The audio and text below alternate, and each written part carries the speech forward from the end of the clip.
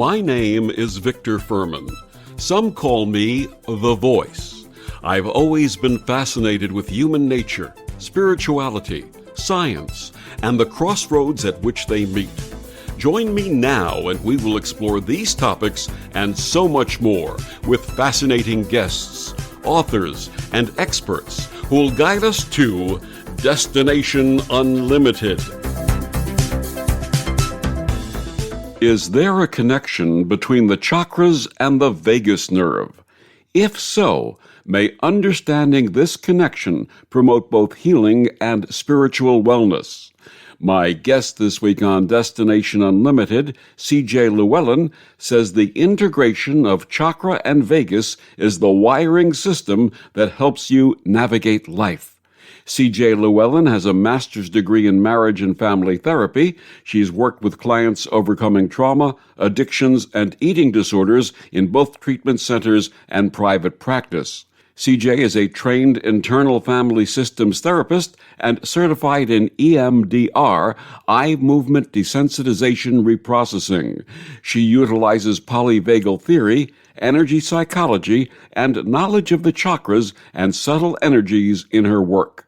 Her website is cjllewelyn.com, and she joins me this week to share her path and new book, Chakras and the Vagus Nerve. Tap into the healing combination of subtle energy and your nervous system. Please join me in welcoming to Destination Unlimited, C.J. Llewelyn. Welcome, C.J. Hey, Victor. Thank you so much for having me. I'm thrilled to be here today. C.J., please share with our listeners your early path and how it led to your calling and practice. Thank you. Actually, love this question because I think as we sort of spend years over time, we can reflect on the patterns of our own life. I've been doing the work as a licensed professional counselor now for about 15 or more years, but my early profession was in the media. I was a reporter, I was an anchor, I was doing a lot of interviewing of people's tragedies and storytelling in that way. And it never really sat right with me to be trampling through people's traumas. Spent some years doing that and got out finally when the stories were getting more and more too intense for me. So I think that what I didn't know in those early years is that I was setting myself up to be a trauma therapist. Absolutely. And in your early calling, did you have a sense of some of the things that you would later embrace in your career? Yes. In retrospect, yes, because as I was in my high school years trying to figure out what I wanted to major in college, I was always intrigued by psychology, and it just got, I wish I had gone in that direction on one level, but on another level, I think I needed the life experiences that I had that I could later bring that experience into my sessions and just have so much more enrichment, I think, with my own world, my own other experiences as well. Absolutely. Many have shared that as they approach their early 40s, late 30s, early 40s, they have complete changes in their lives, things that they had thought about in youth but had postponed or put away until they were ready to embrace them. Yeah, and we may do that on that deeper subconscious level where it just wasn't time for me. I would have been just a kid studying psychology. It would have been all theoretical, and it wouldn't have had the life experience and meaning that I'm hopefully able to help other people apply to their own lives as their therapist now. Absolutely. There's a concept in Buddhism called readiness in time, which means you have to have a certain number of experiences before you're ready to embrace a specific path. I just wrote that down. That is brilliant. Yes. In your practice, you employ internal family systems therapy and EMDR. Please share with us about these modalities. These are two of my favorite modalities. EMDR stands for eye movement desensitization reprocessing. It was developed in the 90s by Francine Shapiro, and like most modalities, they were first observed in the clinical setting. And she was observing that when she was thinking of some really deep things in her own life, her eyes were going back and forth like they do when we're in REM sleep. And so she worked with this hypothesis that maybe we do back and forth eye movement as we're working through, deeper, more powerful things in our lives. And she applied that to developing a whole protocol, working with clients with trauma. And that's just burgeoned through the years.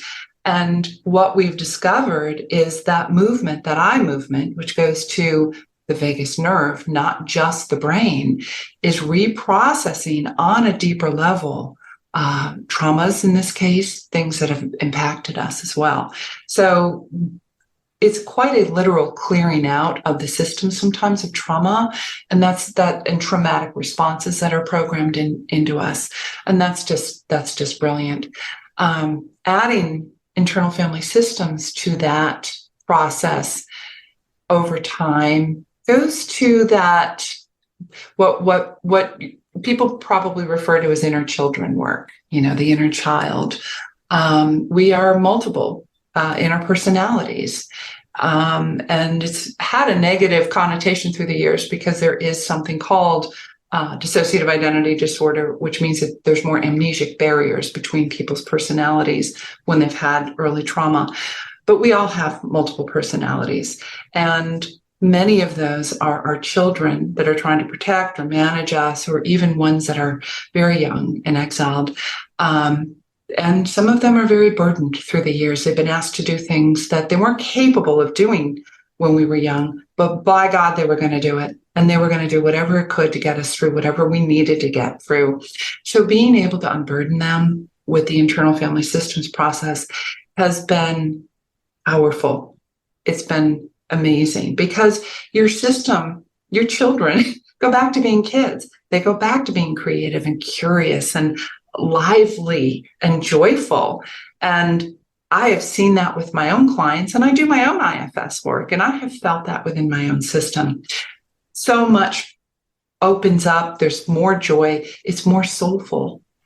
You get more, your access is through self-energy, higher self-energy.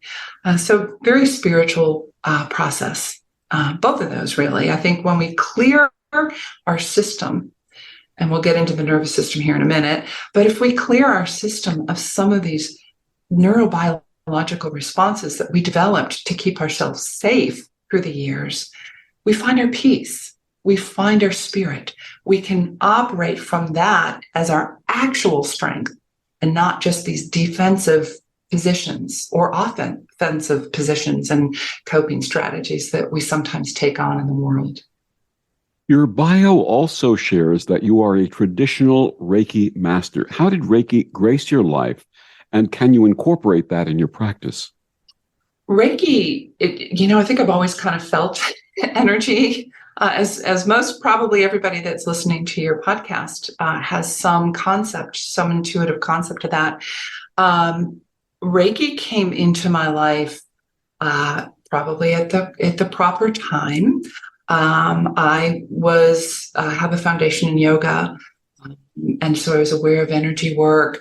My Reiki master came into my life about 20 years ago now, and through that help, support, training, I was able to really understand and work energy a lot more easily. I do not use Reiki in my sessions with clients. And the reason is I work a lot with people who are overcoming early childhood trauma.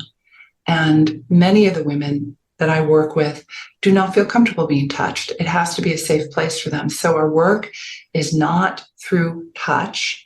Our work is through other somatic ways of processing.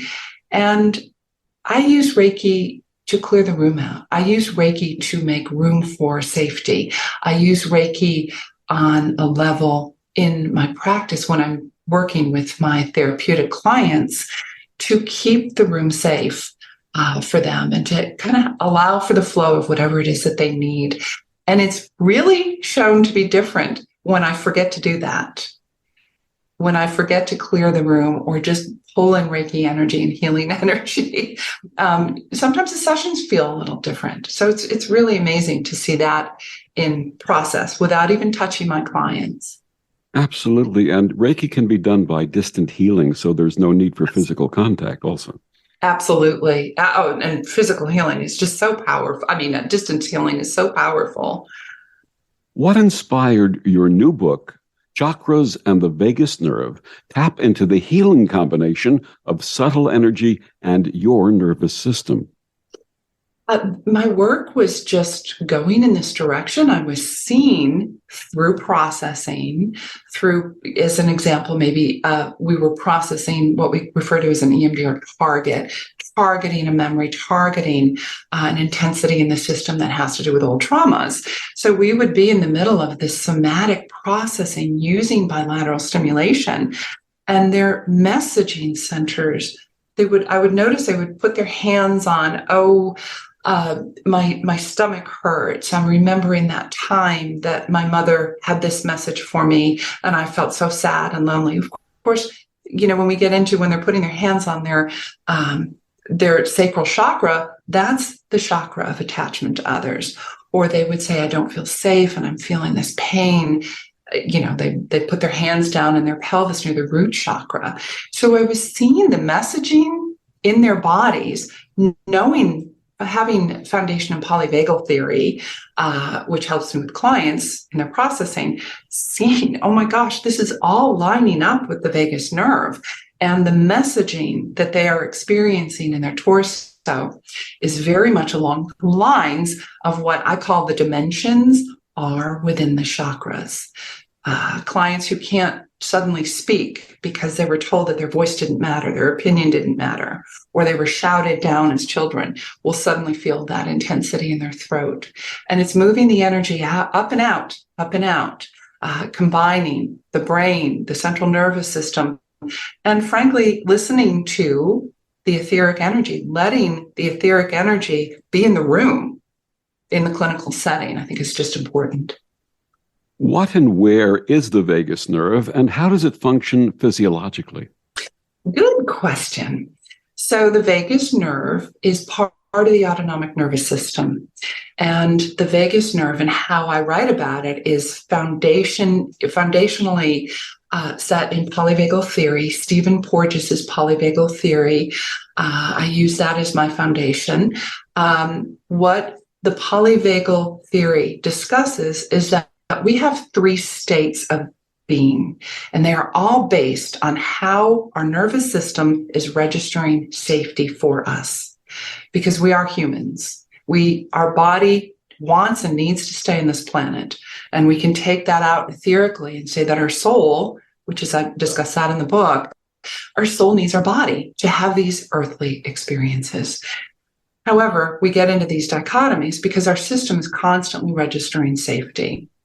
Within the polyvagal theory, within the vagus nerve, there are 3 branches or 3 states. And the first one has safety state to it. That is the ventral vagal quality that attaches to our heart, our throat, up into our jaw, our middle ear, our eyes. This is all how we engage. We engage with this part of our body when we are safe. If I'm looking at you in the eye, we're laughing, I'm engaging in that safety branch, that ventral vagal branch. The second portion is what everybody has heard of, is the sympathetic nervous system. That gets us into a little fight or flight. Should we tighten up? Where's the messaging coming from? If you and I were sitting there laughing at a cafe having coffee, and we're just talking about all things cool and spiritual that we love, but then suddenly we hear a siren, we're going to tighten up. Our neuroception, our body is reading, there could potentially be danger here. So we shift differently. We hear things differently. If that siren keeps on going, we can calm and get back into that safety branch. But if that siren gets closer and it turns out someone where we're eating is needing an ambulance, we are going to tighten up. We are going to stay in that sympathetic process because we need to gauge if the room is safe. The third branch is immobilization. That's the dorsal vagal. That shuts us down when we stay in a high level of sympathetic. We're engaged for very long periods of time. Our body may shut us down to conserve energy, to lower our blood pressure, to lower our heart rate. That is also an auto go-to within our nervous system. That sounds almost like hibernation.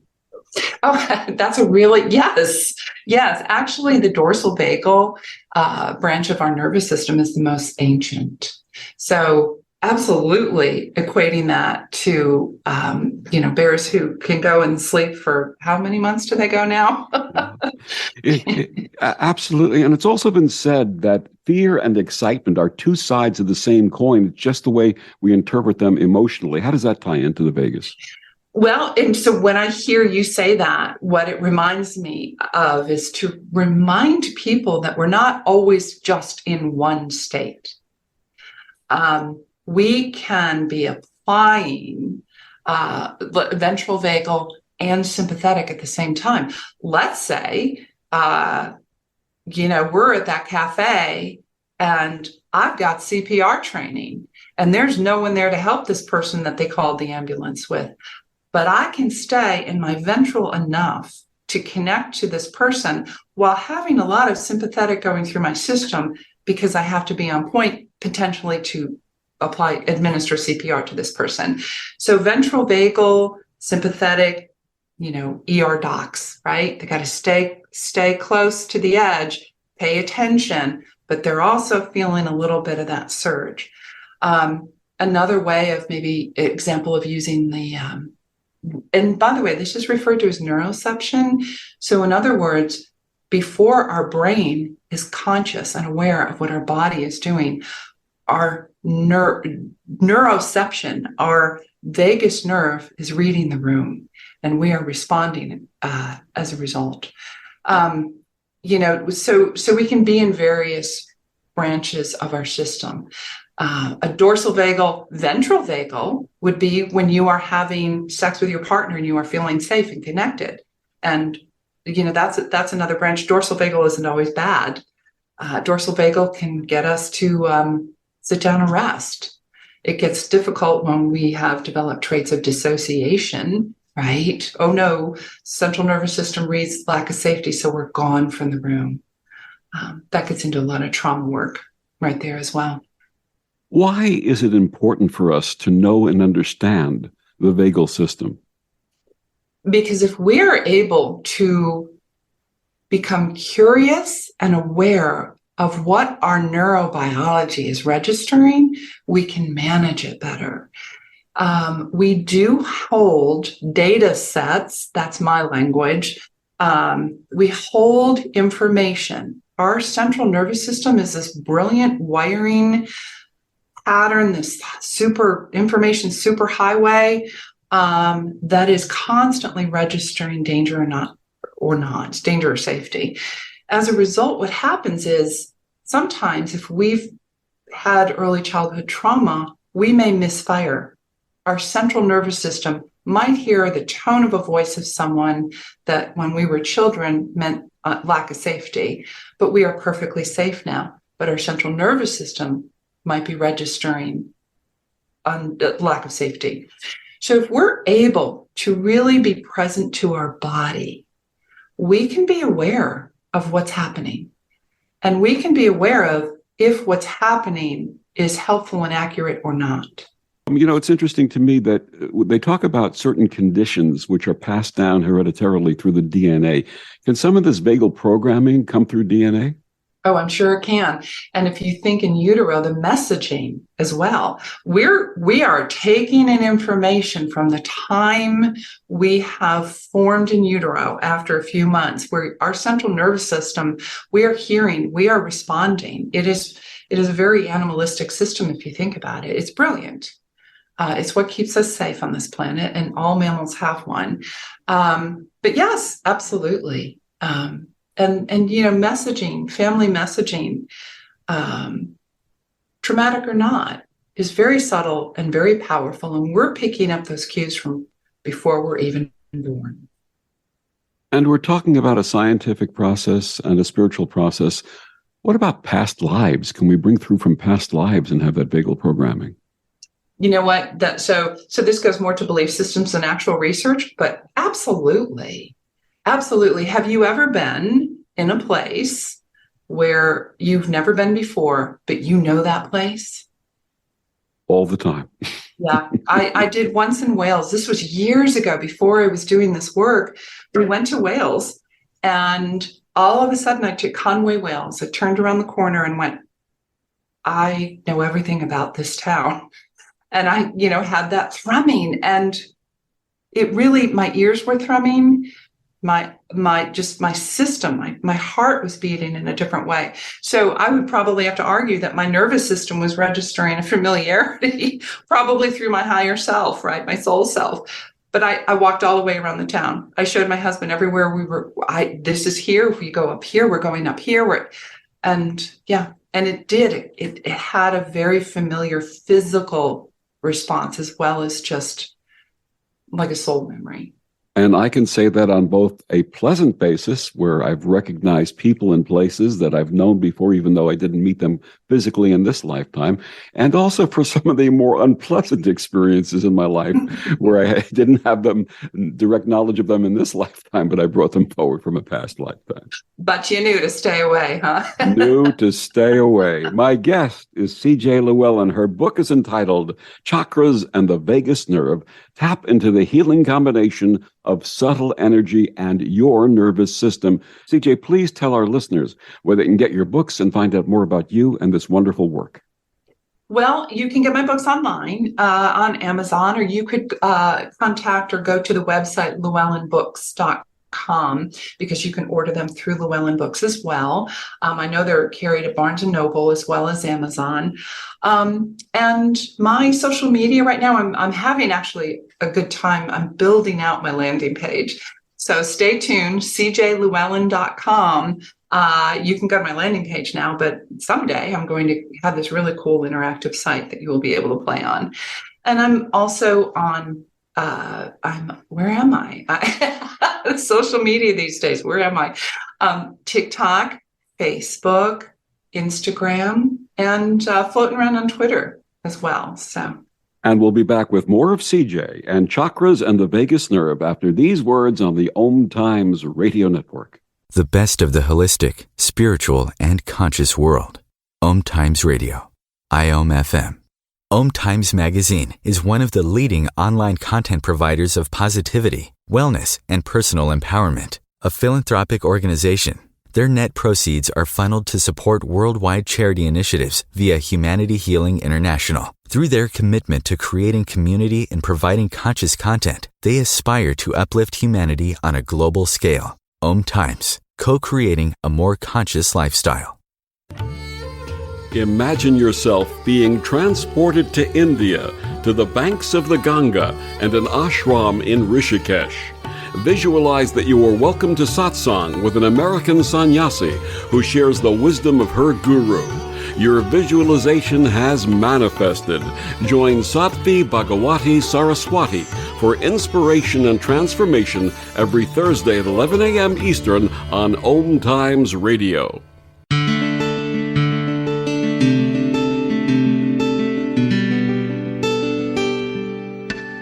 Back on Destination Unlimited, my guest this week, C.J. Llewelyn, her book, Chakras and the Vagus Nerve, tap into the healing combination of subtle energy and your nervous system. CJ, most of our listeners have some familiarity with the chakras. Please share with us your understanding of these subtle energy centers. So having a foundation in yoga, I've certainly had the experiences of them through the years. Applying them now to chakras and the vagus nerve, I was seeing the messaging centers playing out along the lineup, so to speak, of the vagus nerve and how it presents in our body. And I couldn't ignore that. We discuss the chakras in session, but usually at the end of a processing session, only if my clients are open to it, because not every client is open to it. It's been powerful, and I truly believe, this is my hypothesis here, is that they are simply etheric energy, is the extension. These chakras going into the auras are just the energetic extension of what we can actually physically put our hands on, that tangibility of our nervous system. Is there an interface between the two systems? I think there is. You can see it lined up.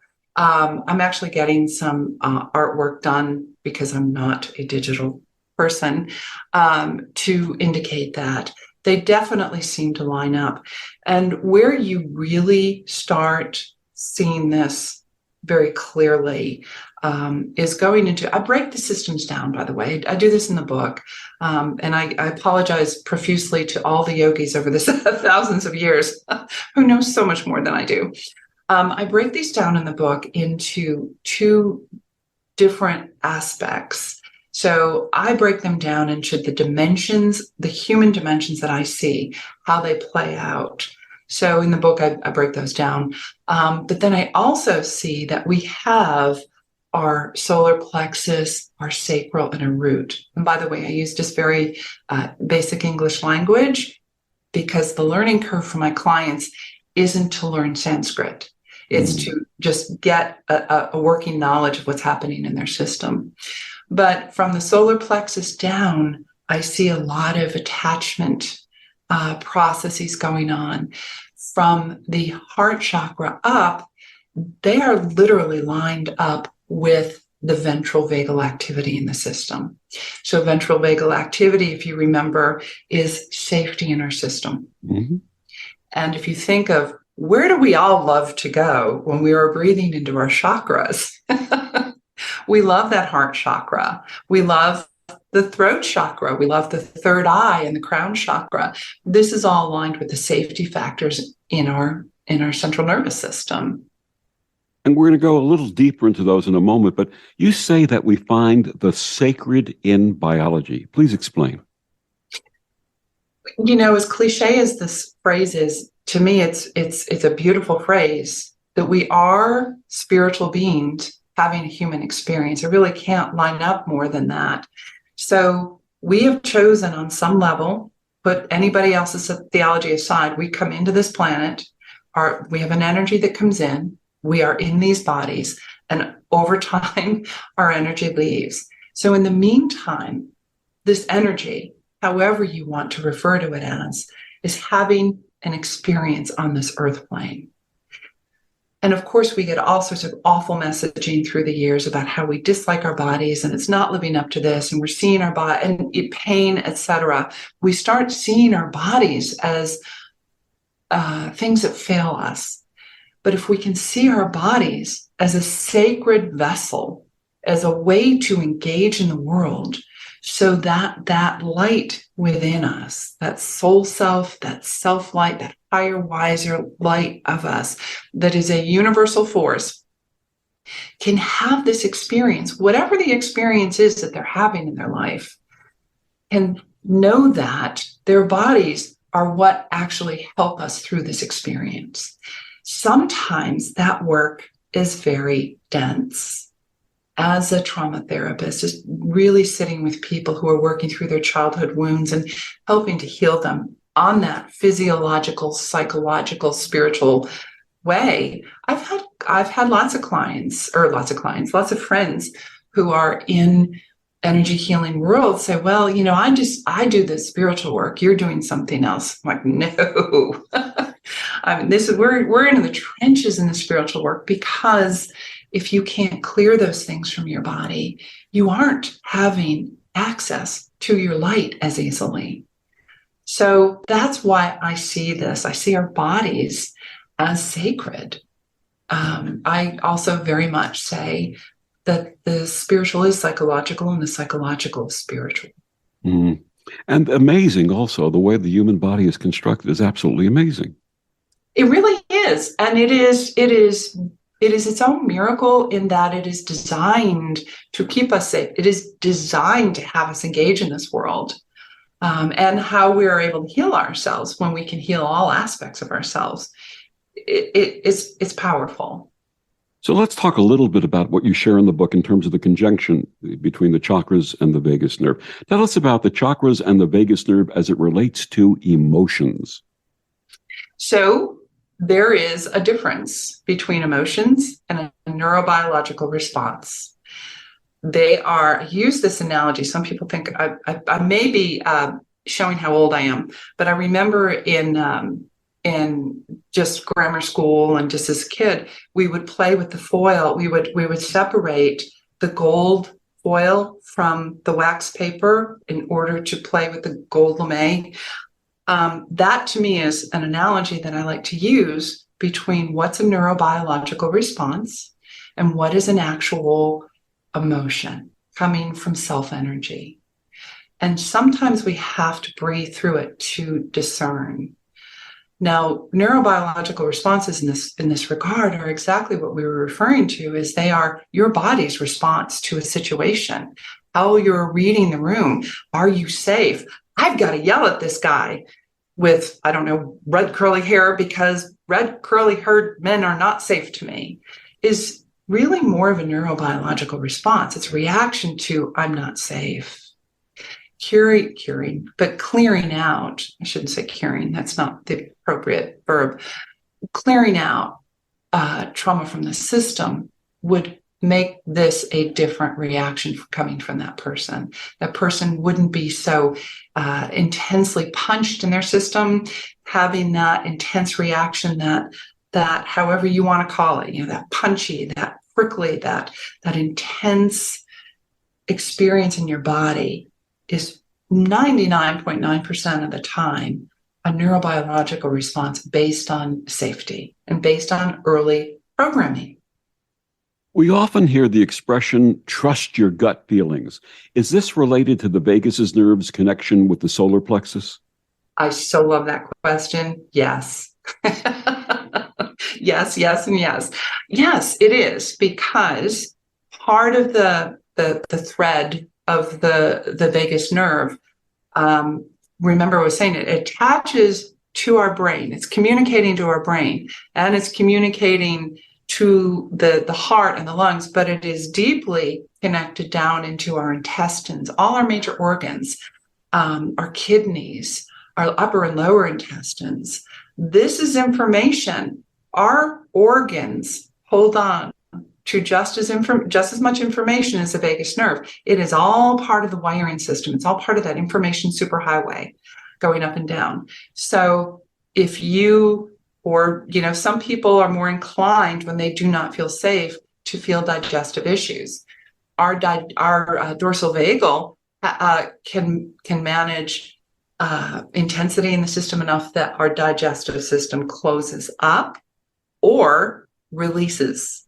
That is simply a neurobiological response at times. So yes, but can you see how that may be tied into I'm feeling uncertain about this test I have to take. I'm excited, but I'm nervous and fearful. I'm nauseous and I'm going to throw up. Right. But I'm nauseous and throwing up is more neurobiological. It is more your body's response to, well, this is how we do it. That's funny.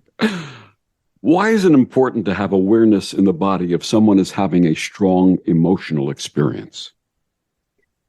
To do exactly what we were just talking about, which is to discern emotion from a neurophysiological response. Just, when the biology starts kicking in, when the central nervous system's going in, well, this is, I don't know what, if we can breathe through that, if we can attempt to engage in that safety ventral vagal branch of our nervous system enough that we can pay attention. We can pull the gold foil off the wax paper and discern the gold foil emotions versus the wax paper, which is also still very much part of gauging whatever. One is not bad. One is not good. Let's put it that way. One, though, can get problematic at times if it's misreading. Getting back to that trust your gut. I've had experiences in my life where I've had choices to make in certain situations. And from the response in my gut, I could say, yes, that's something that's interesting, but not for right now. I could say no and dismiss the item out of hand based on that gut reaction. Or I could say, yes, that excites me. This is something that I should approach now. And I find that the big yeses, those capital Y yeses, lead to another capital Y and another capital Y. Is that part of that process? Yeah, it is, because what I'm hearing you say is that you're calming enough to really kind of tap into that higher self energy, right? And within that, the way I kind of see this is our soul drives our body, right? And part of the driving system happens to be this vagus nerve. So if we can manage our neurobiology, manage our neuroception, really understand what part of this is a physiological response, we also have these amazing physiological responses, just like you're saying. It's like, oh, fire in the belly can also be a good thing, right? Oh, I can't wait to accomplish this project or call this person for an interview for my podcast.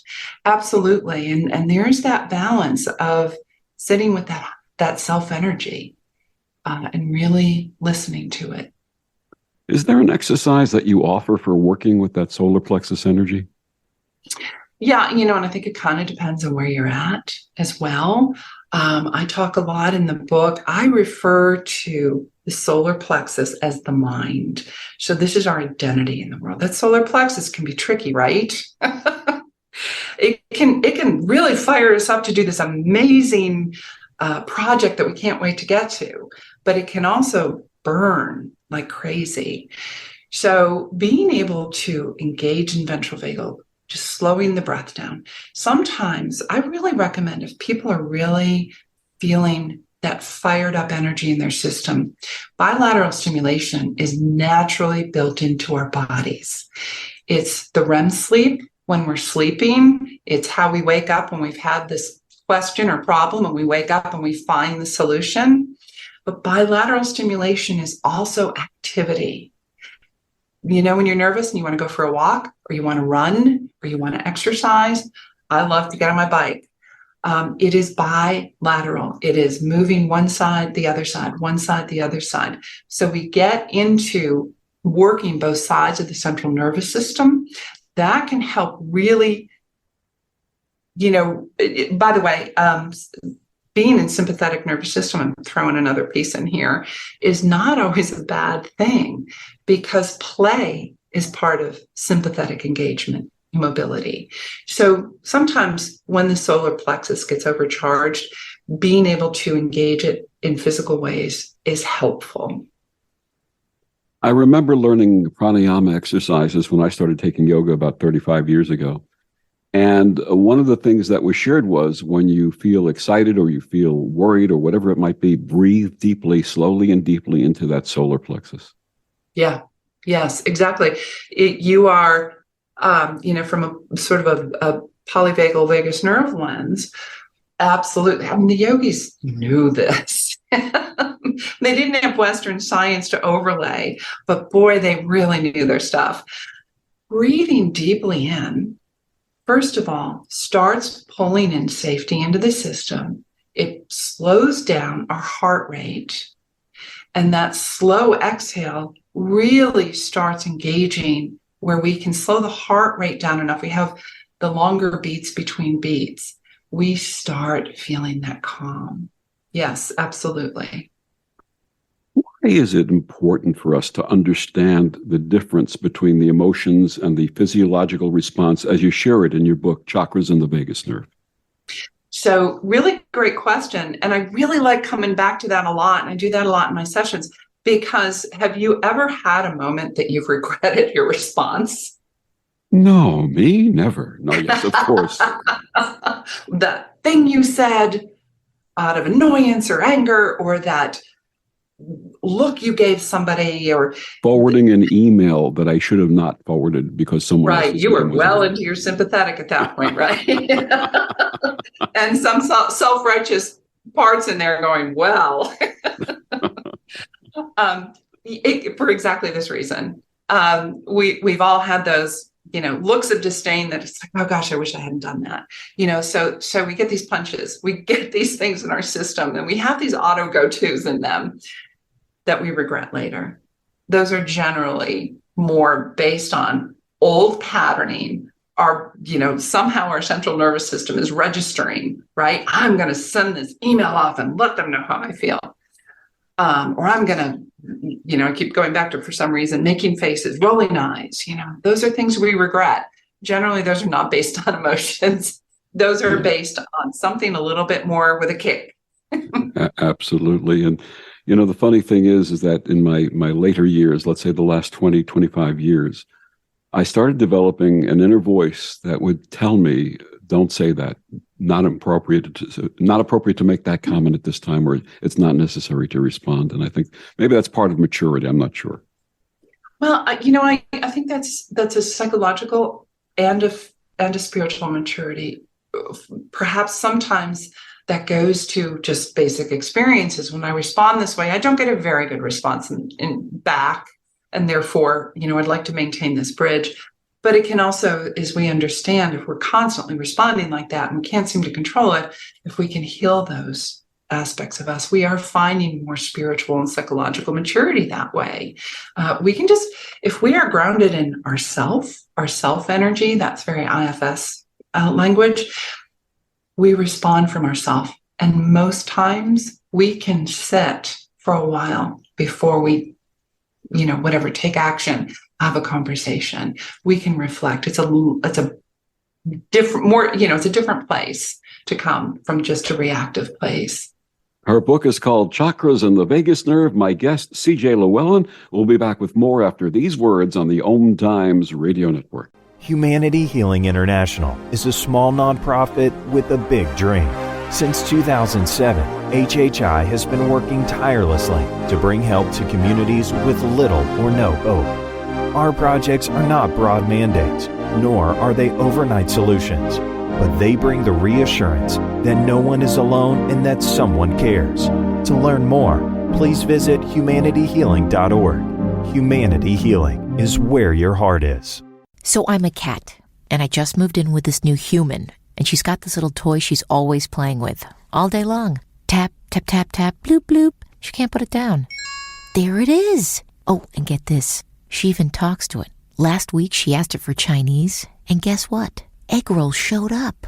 Like magic. Humans have cool toys. A person is the best thing to happen to a shelter pet. Be that person. Adopt. Brought to you by the Ad Council and the ShelterPetProject.org.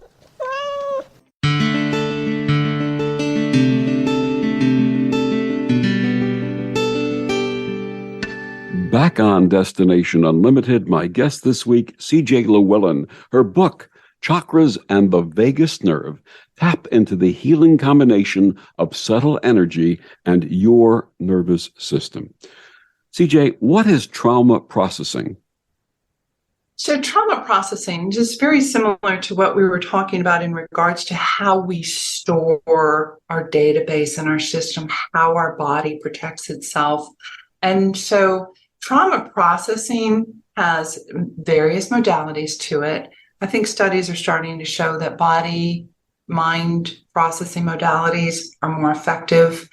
You can't talk your trauma out. You just can't. There's studies that show this. This isn't just my opinion, although I've seen it in so-called action, because talking about trauma has a tendency to re-traumatize us, or we start getting into a looping narrative, and it's still all looped in our body.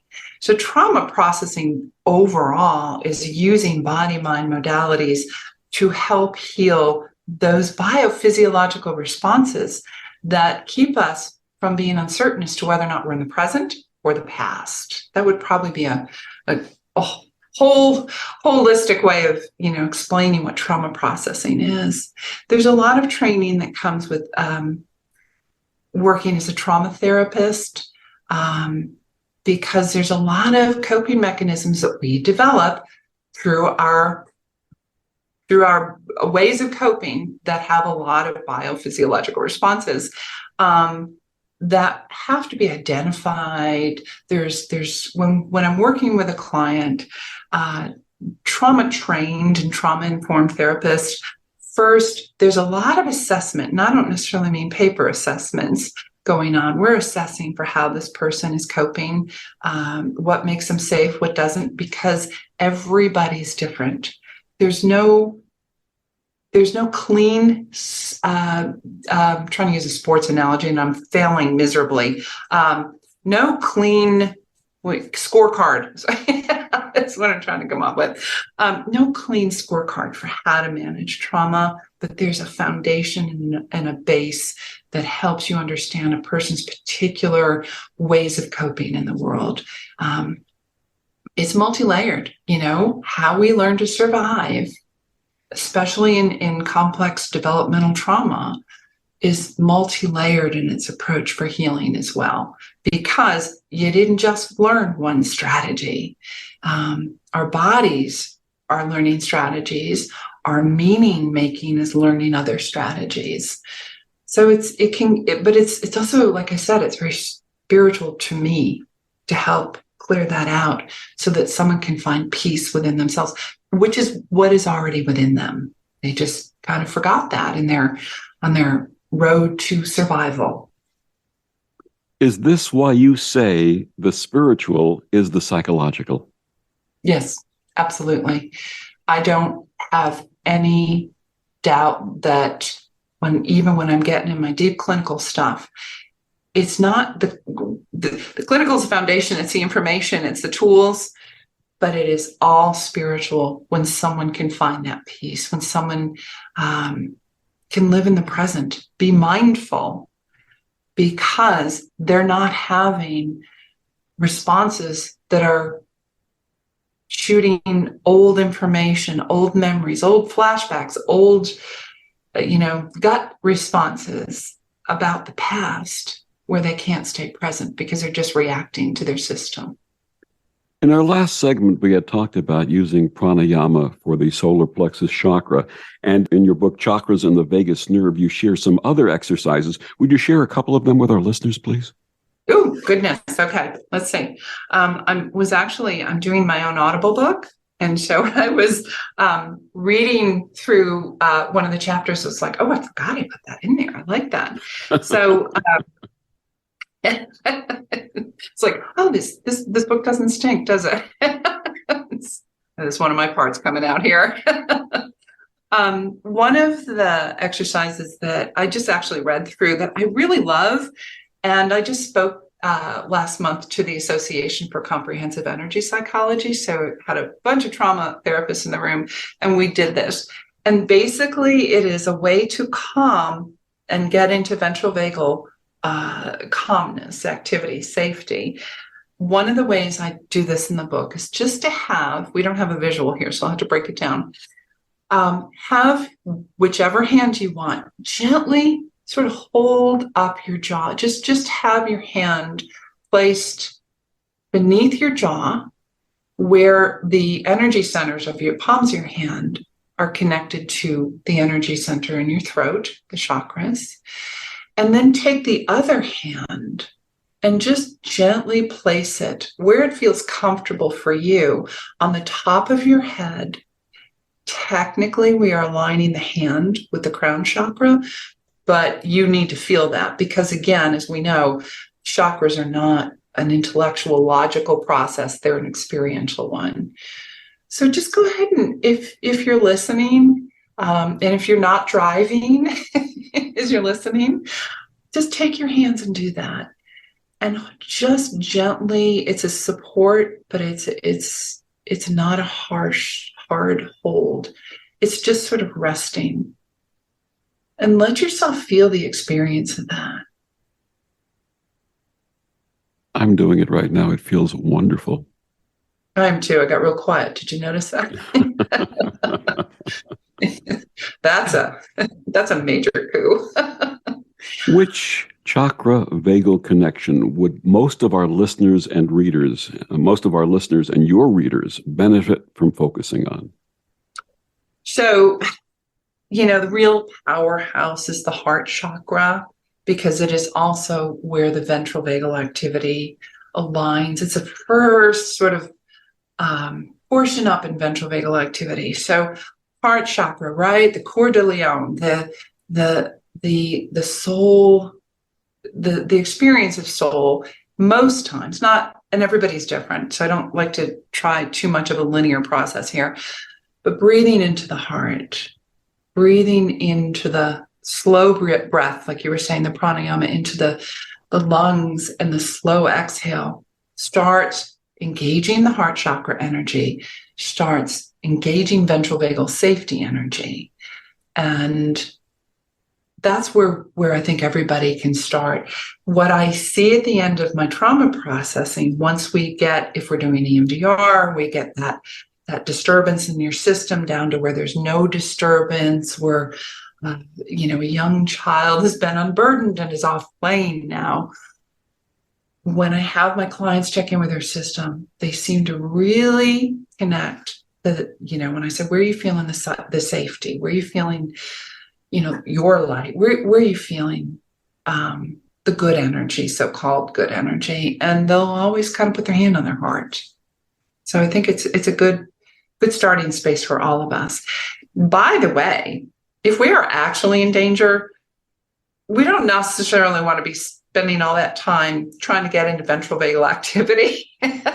Sometimes we just have to run or get out of the situation. Absolutely. And the heart chakra and that connection, that's really the source of compassion, isn't it?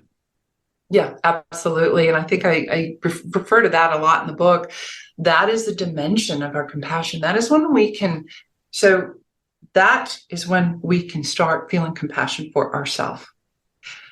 If we do not experience that compassion, that internal sense, however we do it, if it's baby steps of calm that ultimately lead to compassion, we cannot feel it for others. We're feeling other things. We might feel codependency. We might feel a fear that we need to keep them disengaged in their anger, but it's not compassion. It may be sympathy. But if we can't and just really have that internal experience of our own self-compassion, no matter the degree, we can't apply it outward. We just can't. Compassion is like charity. It starts at home. Yes, it really does. However, I would say it's also not a mental process. It's an experienced somatic process. Yeah. Soulful somatic process. Absolutely. And in the book, you say that the sense of empathy is linked to the crown chakra. Yeah. Yes. And on some level, I think it's an overused chakra. On some levels, I think that energy is not used enough. We are part of a web. And part of being human is maybe we'll never completely understand how much of a web, a universal web light source we are part of until we're not in this body, because this body limits us in so many ways, but we are part of a web. And in order for us to continue to feel that connection, the crown chakra is bringing in energy. The crown chakra is bringing in higher, wiser energy, universal force, however you want to call it. There's knowledge that comes through. One of the things that I do see that can get misfired, and I think this is not just in sessions, I think it's in the outside world. People talk about energy vampires. I have had really lovely people come into my office and want to work through things, but they don't really want to work through it. They want to complain. They want somehow to me fix it, etc. So the energy gets unbalanced, and they have walked out, and I have felt drained from my sacral chakra, which is attachment, right? So I think it's really important for us to know that crown chakra draws into us the energy, all the energy we ever need. We don't need to get energy from anyone else. It's here for us. It's higher, wiser energy. And I would even go further out to say that I really think that this energy is also protected by our guides, whoever those guides may be, so that we're not just pulling in anything. We are pulling in the information that we need from that web of light, from that source. Absolutely. My guest CJ Llewelyn, her book, Chakras and the Vagus Nerve, tap into the healing combination of subtle energy and your nervous system. CJ, one more time, please tell our listeners where they can get your book and find out more about you and your wonderful work. Thank you so much. So, online, Amazon and Barnes & Noble are carrying the book. You can go to llewelynbooks.com and order directly through them as well, depending upon what your favorites are. Kind of going to Llewelyn's a fun experience too, because you have all sorts of different options there. I am building out my website. So if you looked at cjllewelyn.com now, you'll see my landing page. I should have a fairly engaged website here shortly. That's kind of the project that I'm in right now. And you can connect with me online. I am doing some fun videos on TikTok, sort of brief trauma informational videos on TikTok at CJ Llewelyn Author. And I'm also CJ Llewelyn Author on Instagram. Where else? Oh, and Facebook. I really do need to be writing these down at this point to remember them. But I think if you put in CJ Llewelyn -author or cjllewelyn.com, you will definitely find me somewhere out there in the cyber world. CJ, thank you so much for joining us and sharing your wisdom. Victor, thank you. This has been really fun. Thank you. And thank you for joining us on Destination Unlimited. I'm Victor, the Voice Fuhrman. Have a wonderful week.